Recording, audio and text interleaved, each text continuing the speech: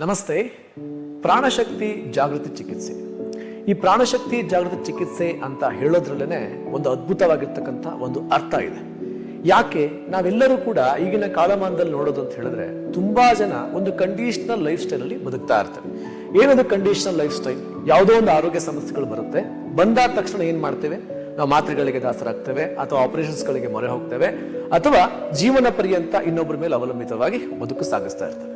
ಒಂದು ಸಮಸ್ಯೆಯಿಂದ ಸಾವಿರಾರು ಸಮಸ್ಯೆಗಳನ್ನು ತಂದುಕೊಳ್ತಾ ಇರ್ತೇವೆ. ಆದರೆ ಯಾವುದೇ ಒಂದು ನಿಮ್ಮ ಚಿಕಿತ್ಸೆಯಲ್ಲೂ ಕೂಡ ನಾವು ಚೇತರಿಸಿಕೊಳ್ಳುವಂತ ಸನ್ನಿವೇಶಗಳು ಬರೋದೇ ಇಲ್ಲ. ಬದಲಾಗಿ ಒಂದು ಸಮಸ್ಯೆಯಿಂದ ಸಾವಿರಾರು ಸಮಸ್ಯೆಗಳನ್ನ ತಂದುಕೊಳ್ತಾ ಇದ್ದೇವೆ. ಇದೆಲ್ಲ ಯಾಕಾಗ್ತಾ ಇದೆ? ಯಾಕಂತ ಹೇಳಿದ್ರೆ ನಮ್ಮ ಒಂದು ಪ್ರಾಣಶಕ್ತಿಗೆ ಜಾಗೃತಿ ಅನ್ನೋದೇ ಇರೋದಿಲ್ಲ.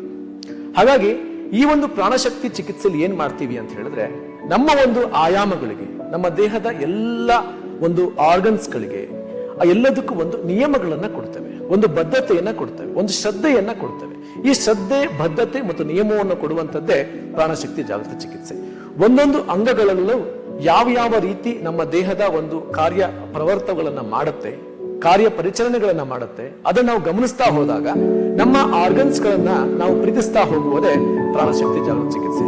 ಹಾಗೆ ಅಲ್ವೇ ನಾವು ಹೇಳ್ತಾ ಇರ್ತೇವೆ ಪ್ರತಿ ಸಲ ಕೂಡ, ನಮ್ಮ ಆಲೋಚನೆಯೇ ನಮ್ಮ ಆರೋಗ್ಯವನ್ನು ನಿರ್ಧರಿಸುತ್ತೆ. ನಮ್ಮ ಆಲೋಚನೆಗಳು ಸರಿಯಾಗಿದ್ರೆ ನಮ್ಮ ಎಲ್ಲ ದೇಹದ ಅಂಗಾಂಗಗಳು ಕೂಡ ಅವ ಒಂದು ಕಾರ್ಯ ಕ್ಷಮತೆಯನ್ನು ಕೂಡ ಹೆಚ್ಚಿಸ್ತಾ ಬರುತ್ತೆ. ಹಾಗಾಗಿ ನಮ್ಮ ದೇಹದಲ್ಲಿರ್ತಕ್ಕಂಥ ಸಪ್ತ ಚಕ್ರಗಳ ಕಾರ್ಯಕ್ಷಮತೆಯೂ ಕೂಡ ಹೆಚ್ಚುತ್ತಾ ಹೋಗುತ್ತೆ. ಯಾವಾಗ ನಮ್ಮ ದೇಹದಲ್ಲಿರ್ತಕ್ಕಂಥ ಸಪ್ತ ಚಕ್ರಗಳ ಕಾರ್ಯಕ್ಷಮತೆ ಹೆಚ್ಚುತ್ತಾ ಹೋಗುತ್ತೋ ಆಗ ಯಾವುದೇ ಒಂದು ರೋಗ ರುಜಿನಗಳಿರ್ಲಿ, ಯಾರ ಮೇಲೆಯೂ ಅವಲಂಬಿತರಾಗದಲೇ, ಹಾಗೇನೆ ಯಾವ ಸಮಸ್ಯೆಗಳಿಂದ ಮರು ಸಮಸ್ಯೆಗಳನ್ನ ಸೃಷ್ಟಿ ಮಾಡಿಕೊಳ್ಳದಲೇ ನಮ್ಮ ಆರೋಗ್ಯ ಸಮಸ್ಯೆಗಳನ್ನ ನಾವಾಗಿ ಸ್ವತಃ ನಮ್ಮಿಂದಲೇ ಅದರಿಂದ ದೂರ ಆಗ್ಬೋದು. ಇದೇ ನಮ್ಮ ಪ್ರಾಣಶಕ್ತಿ ಜಾಗೃತಿ ಚಿಕಿತ್ಸೆಯ ಒಂದು ಅದ್ಭುತವಾಗಿರ್ತಕ್ಕಂಥ ಸಾರಾಂಶ.